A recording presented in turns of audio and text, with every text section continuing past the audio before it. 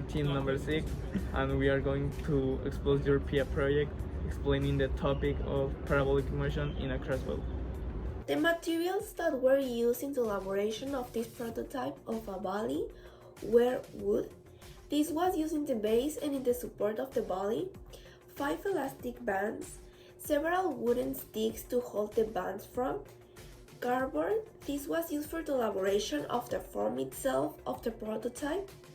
We also used polish to cover the figure made with the cardboard so it has a better presentation. We used 2 screws to attach the figure to the base. In this step, the hammer was also used. Industrial glue and silicone were used to glue the cardboard pieces together. As a projectile, we used a plastic cap from a jar of wooden toothpicks, and we also add plastics into it so it had a greater mass. And finally, to measure the distances at which the projectile was thrown, we used a tape measure.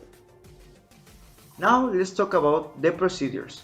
Over here we can find that these equations that we used in order to calculate all the values from here. And in this case, the first thing that we want, okay, let's localize the x maximum, that is the distance that traveled the projectile at this case. And in order to find this, we need to find all these values. For example, at this case, we can look at the x max is equal to velocity, initial velocity squared times the sine of 2 the angle divided by the gravity. But we don't have the initial velocity, and also, well, we have the gravity.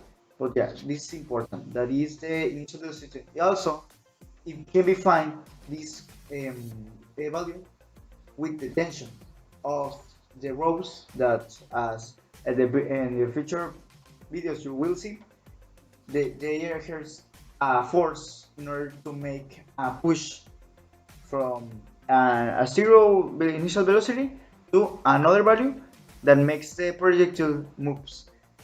And over here, well, we can find that in order to have the velocity is distance divided by time, 4.4 meters, that is the distance what we wanted. And with some calculations that we previously did in some experiments, we assume that in 2 seconds the projectile will arrive. And we have the velocity 2.2 meters per second, then at the acceleration, the velocity divided by the time, and we got the 1 meter per second to the square. In this case, okay, as I previously explained you, we wanted the tension, and the tension over here, we can find over here, that is the acceleration of the projectile times the mass divided by the cosine of the angle. We can find here the acceleration divided by the mass of the angle. Okay, you see, so square. And okay, the cosine of 20 degrees, because when we were doing the ropes, the calculations, the ropes made an angle of 20 degrees when they arrived to the point when the projectile was ready in order to be launched. And in this case, in order to be launched. And in this case, we affirm that with this equation, then we calculate that, okay, the ropes make a force of 0.015 newtons. We calculate, well, substitute all this in our equation of the initial velocity with the maximum distance, and also with the gravity, and we got that the initial velocity from the very beginning, or well, in all the trajectory, or in a point, is 8.90 meters per second.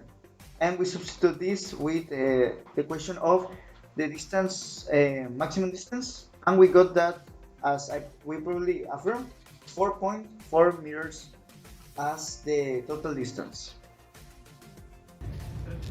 It's a projectile of 16 grams of mass, and it's going to be propelled with elastic band that is stretched 30 centimeters from the initial point and forming an angle of 40 degrees.